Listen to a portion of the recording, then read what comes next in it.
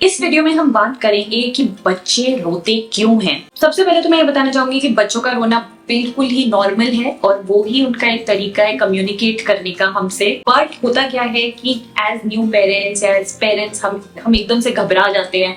हम इमीडिएटली जाके उनको चुप कराना चाहते हैं। हमें समझ नहीं आता कि उनको क्या हो रहा है। और नॉर्मली जो मैंने देखा है, हम क्या करते हैं, हम बच्चों को उठाते हैं और उनको इधर से उधर घुमाने लगते हैं, गोद में झूला देने लगते हैं।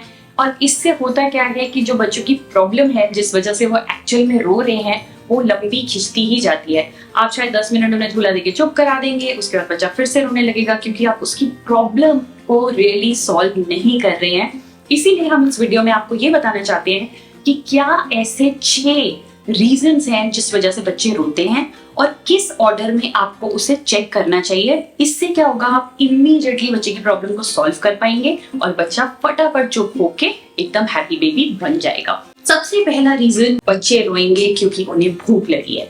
हम सब जानते हैं कि बच्चों के पेट इतने, मतलब हमें तो पता भी नहीं है कि कितने छोटे होते हैं बच्चे। इतना सारा सुसु करते हैं, पॉटी करते हैं, एक्टिविटी करते हैं, खाना कोई जल्दी डाइजेस्ट कर लेते हैं, कोई टाइम लेके डाइजेस्ट करते हैं। कभी कभी वेदर की वजह से बहुत ज्यादा गर्मी है तो उनको थोड़ी सी प्यास लगती है। कभी वो दूध पीते पीते थक जाते हैं तो सो जाते हैं, फिर उन्हें याद आता है कि ओ मुझे तो अभी फिर से दूध पीना था। इतना सब कुछ होता है कि आप कभी भी बच्चों के साथ एक दूध पीने का स्केड्यूल नहीं बना सकते। आप ये नहीं बोल सकते कि मेरा बच्चा हर 2 घंटे में दूध पिएगा, क्योंकि जब आप ऐसा करने का सोचेंगे और आपको लगेगा कि देखो मैंने अपने बच्चे को समझ लिया, मेरा बच्चा हर 2 घंटे में दूध पी रहा है, तो इमीडिएटली एकदम से आएगा एक ग्रोथ स्पर्ट। ग्रोथ स्पर्ट होता है जहां पे बच्चे की एक डेवलपमेंट हो रही है और उसको ज्यादा भूख लग रही है, या फिर वेदर में चेंज जिससे कि बच्चे को शायद ज्यादा प्यास लग रही है इसलिए बच्चा खाना चाहता है, या कभी कभी बच्चा सिर्फ कंफर्ट की वजह से थोड़ा सा दूध पीना चाहता है, उसे माँ के पास आके वो दूध पीने से आराम मिलता है। तो 95% टाइम जब आपका बच्चा रो रहा है दोस्तों, तो सबसे पहली चीज जो आपको चेक करनी चाहिए वो चाहिए कि क्या उसे भूख लगी है। अगर आप वो सॉल्व कर लेंगे तो आपका बच्चा चुप हो जाएगा। दूसरी चीज, अगर आपने चेक कर लिया आपके बच्चे को भूख नहीं लगी, तो दूसरी चीज आप क्या चेक करेंगे, दूसरी चीज आप चेक कीजिए कि क्या उसे डायपर चेंज करने की जरूरत है। अब हर बच्चा अलग होता है। आपका बच्चा शायद ज्यादा सुसु कर रहा है, या उसने पॉटी कर दिया है, या उसे एक सुसु में डिस्कम्फर्ट होना शुरू हो गया है। जैसे ही आप ये डायपर चेंज करेंगे या उनका डायपर खोल देंगे, आप एक स्माइल देखेंगे अपने बेबी के फेस पे। ये मैं आपको गारंटी से बता सकती हूँ, अगर वो डायपर की वजह से डिस्कम्फर्टेड है तो। तीसरी चीज जो आपको चेक करनी चाहिए वो है कि क्या आपके बच्चे को गर्मी लग रही है या उसको ठंड लग रही है। दोस्तों, जैसे हर ह्यूमन बीइंग अलग होता है, एक रूम में बैठे हुए, एक एसी चलते हुए शायद मुझे ज्यादा ठंडा लग रहा है और मेरे पार्टनर को उसमें गर्मी लग रही है या ठीक लग रहा है, वैसे ही हर बेबी भी अलग होता है। आप उसे शायद एक्स्ट्रा लेयर पहना रहे हैं या आप उसे शायद कम कपड़े पहना रहे हैं जिसकी वजह से ज्यादा गर्मी लग रही है या ज्यादा ठंडा लग रहा है, ये आप कभी नहीं बता सकते जब तक आपका बेबी बोलना शुरू ना करे। डॉक्टर्स की सलाह माने तो कुछ डॉक्टर्स कहते हैं कि बेबी को एक एक्स्ट्रा लेयर पहनाओ जब ठंड हो। कुछ डॉक्टर्स कहते हैं कि जो कपड़े आपने पहनाए हैं बेबी को वो पहनाओ, पर आप कभी भी ये गारंटी नहीं कर सकते कि बेबी के लिए क्या ठीक है।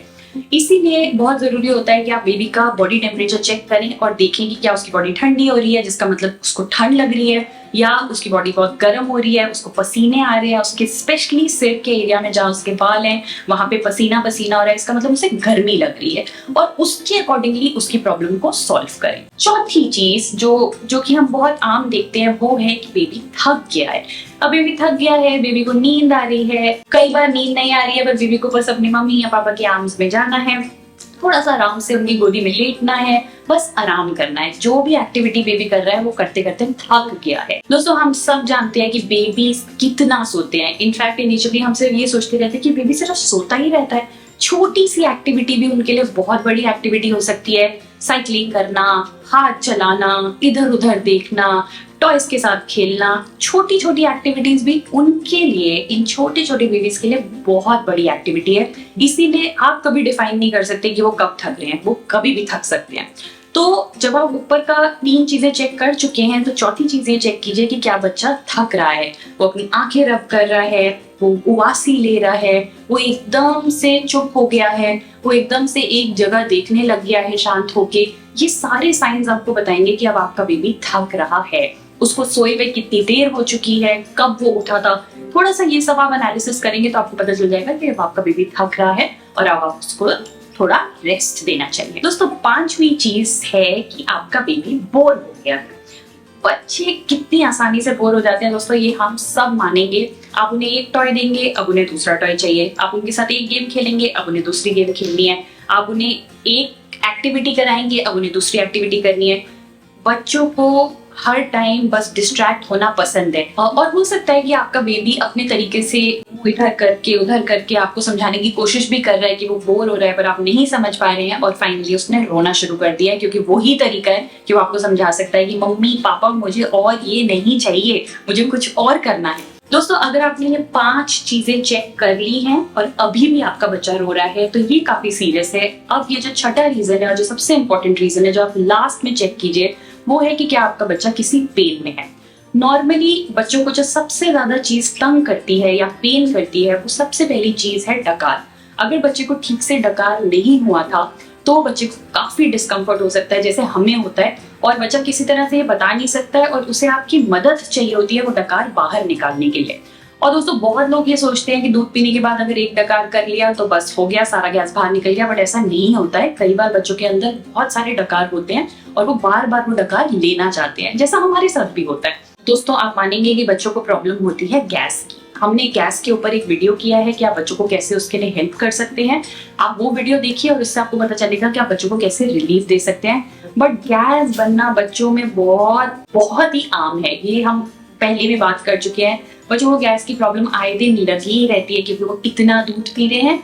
तो उस प्रॉब्लम को सॉल्व कीजिए, आप वो वीडियो जरूर देखिए, आपको सारा सॉल्यूशन उसमें मिलेगा। अगर बर्प नहीं है, गैस नहीं है, हो सकता है बच्चे को बुखार हो रहा हो सकता है बच्चे का नाक बंद हो रहा हो, कुछ भी हो सकता है दोस्तों। उस केस में शायद आपको अपने डॉक्टर के पास जाके चेक करना चाहिए कि आपके बच्चे को अभी भी क्या प्रॉब्लम हो रही है। सो ये थे 6 रीजंस जिसकी वजह से बच्चे रोते हैं। दोस्तों, इन रीजंस को इस ऑर्डर में फॉलो करके हमें बहुत मदद मिली। टचवुड, हमारे घर में बहुत कम रोया है, हम बहुत ब्लेस्ड हैं क्योंकि हमने ये सारी चीजें काफी जल्दी पकड़ ली थी, काफी जल्दी समझ ली थी। और जैसे ही बेबी रोता है हम इनको फॉलो करके पता करने की कोशिश करते हैं, इंस्टेड कि हम उसे उठाएं, उसे घुमाएं और चीजों को और लेट करें।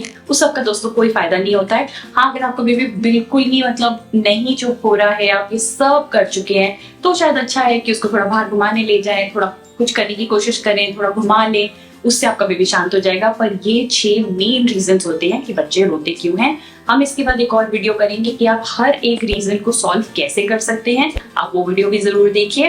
होप आपको ये वीडियो अच्छा लगा होगा। आपको तो पता है कि क्या करना होता है, सिंपल लाइक करो, सब्सक्राइब करो, कमेंट करो, जितना शेयर कर सकते हो शेयर करो। Thank you for watching mom com.